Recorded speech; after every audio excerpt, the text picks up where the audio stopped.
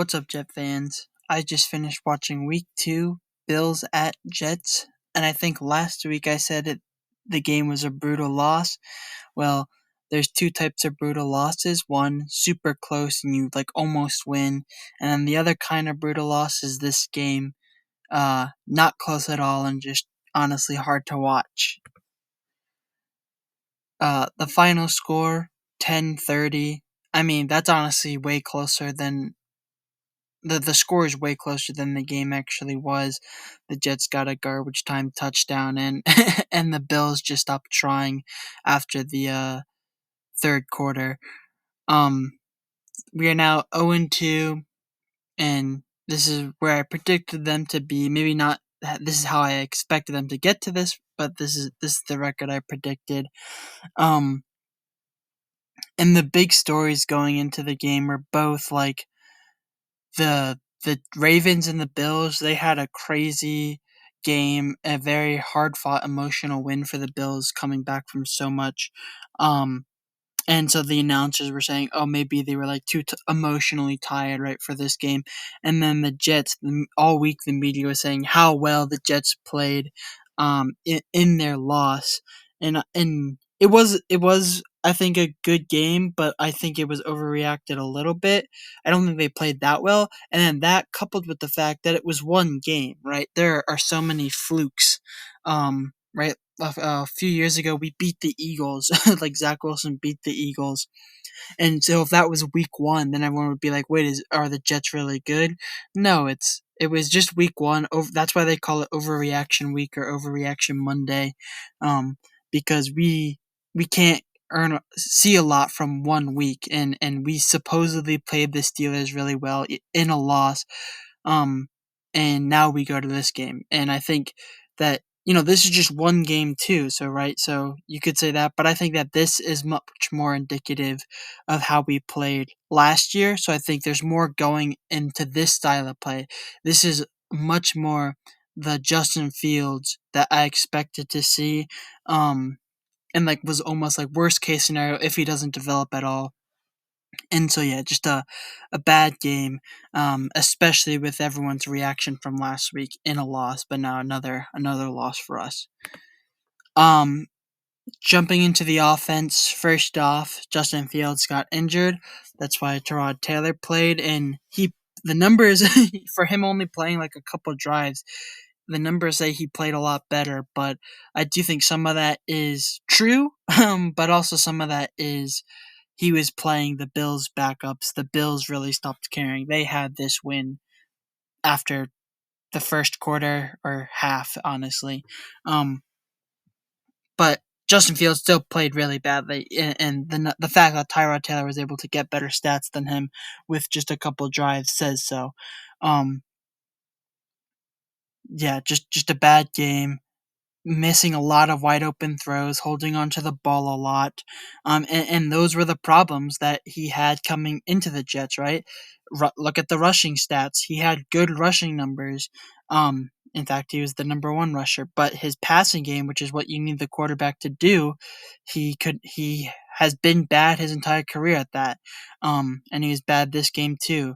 And I think last week he got really lucky with a couple of, I think, bad throws that on the stats showed up as completions because he got lucky or the receivers were really skilled on those specific plays. Um, and that's not even saying that you can't win with a running quarterback, but when we get behind, and we got behind super early this game, like due to penalties and fumbles, and so when we got behind with a rushing quarterback and a supposedly good run game and no help other than Garrett Wilson in the passing game, we can't come back from that. And that's why this game just kind of stalled and was a 30-10 blowout, because after we're down, we can't do anything because you have to ask Justin Fields to throw a lot. And he really can't. He's a good runner. And I think the most exciting moment for the Jets this game was his rush.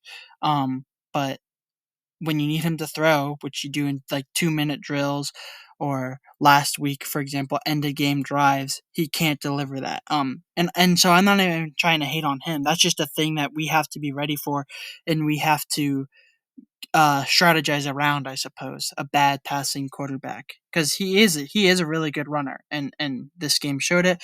But also he got injured this game. I don't know if there's news. I'm recording this right after the game, so we'll see what happens there. But Tyrod Taylor, against some Bills backups, he played fine enough, I suppose. And the other thing I want to talk about with the offense is Brees Hall. I mean, a bad game for him. I don't know if it was the offensive line, right? Lots of the rushers got blown up, I think, behind the line. So maybe it was kind of the offensive line. They had a really good passing offensive line this game. Like all the sacks Justin Fields took, I think, were um his fault. He held onto the ball too much, but they also didn't throw a lot, so most of the offensive line work was in the run game, and I don't think they played particularly well, and the running backs didn't do particularly well either. So yeah, just a bad offensive showing, and the score should actually be like 33. The garbage time touchdown I don't think really counts. But anyways, going into the defense, the one positive I could say is the secondary played better this week than last week. Um, and they held Josh Allen without a touchdown, but even that has some asterisks. First off, the secondary had a couple penalties, um, so that's no good. Mitchell Trubisky, he was kind of, in his limited action. He like there was one drive because Josh Allen he got injured, so he missed the drive, and then they benched him after the Bills were up a bunch. So the first time Mitchell Trubisky went in, he got like a third down crucial pass. That wouldn't have really changed anything, but the fact that he was also doing good says a lot about the secondary. But they played better than last week, I suppose. But they got the run game the Bills had absolutely destroyed us, and that's why Josh Allen didn't have a touchdown because he didn't need one because James Cook was running all over us. Um, and so that is a problem. This defensive line is supposed to be really good. Um, in in the run game, anyways, it was not. I do think the stars on the defense played well. I think Sauce Gardner he played well last week, even the rest of the secondary didn't. But I think he played well this week. And then Quinton Williams, he played well this week. So I think our defensive stars are playing well, but the rest of the team is just not doing good. And when you have a defensive-minded head coach, that's a problem, right? Aaron Glenn, I mean, he's supposed to be a defensive coach. He's let up 30 points or more in the past 2 weeks. You know, that's not what you want to see from the defensive head coach, right? Last week, if we won that game, it would have been because of our offense, and our defense let us down. And I think talent levels as well. This defense is more talented than the offense. At least there's more stars. So Aaron Glenn on his side of the ball should have more to work with, but it just really isn't. And like this game, even like Tony Romo was giving advice, like, "Oh, you should like, I don't know, like, yeah, he was just giving advice, from the booth, because they were teammates." So I thought that was that was funny, but I think that also says a lot.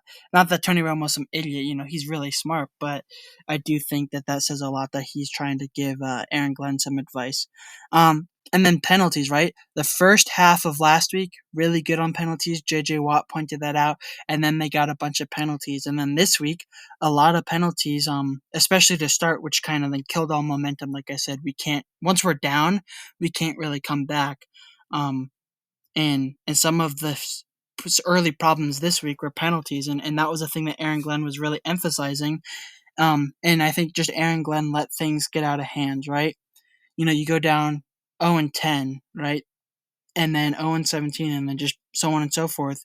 0-20, right? We don't score the field goal until they scored 20 points on us. Just things got out of hand, and we really weren't able to bounce back from anything. Um, and yeah, that's problematic.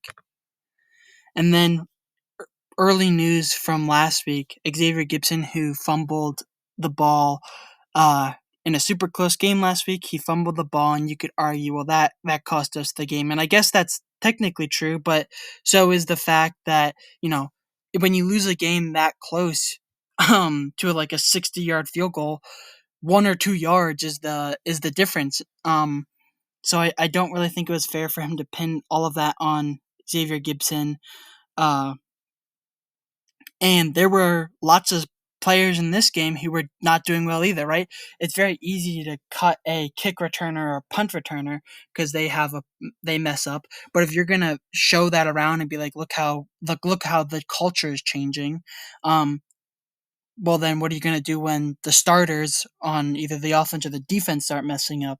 I don't think you should cut them. I'm not advocating to cut them, but I also do think it's a little unfair to cut Xavier Gipson, who even in my video last week before they cut him, I said the special teams, like the return game, I think they were actually doing pretty well. Other than that fumble, and I think still here. I mean, I think the returners were doing fine. So it's not like Xavier Gipson is some special talent, but just like on a personal level, I do think it's a little unfair to cut him, be like, look how accountable we are, and then you're not going to cut any of the starters for how much they messed up in this game because there were lots of penalties. But yeah, just a tough game and just a very pessimistic video, I suppose. I'm sorry about that. Looking forward, like I said, I think the Steelers game, if you were gonna get a win early this season, it would have been with the Steelers, because then you go to the Buccaneers, who everyone knew they were gonna lose to the Bills, but anyways, then you go to the Buccaneers. Um, they're a playoff hopeful team. The Dolphins, they had a really bad week one, but I think that this week, I wasn't watching the game, but I saw the score. They are playing well. They're in a competitive game with the Patriots right now, where that game just finished. And then you play the Cowboys, who I think are a lot better, and then the Broncos, who the media really likes, and that will be a London game. So who the heck knows what's going to happen there? Going over the ocean always seems to make things really weird. But yeah, so we didn't win this week. We didn't win last week, and I don't think we're gonna win for a while. And so yeah, just a bad game, and I'm trying to remind myself wins and losses this year don't really matter. We're not trying to make the playoffs. We're not gonna make the playoffs. It's just there's other things to evaluate. And in this game, I think the things to evaluate they're not trending good. But yeah, I think this was like a reality check for lots of the fans and the media who were excited about a really hard fought loss last week. Well, now we had another loss, and this one was not as hard fought, I suppose. But anyways, let me know what you guys think down in the comments below. Don't forget to like and subscribe. Goodbye.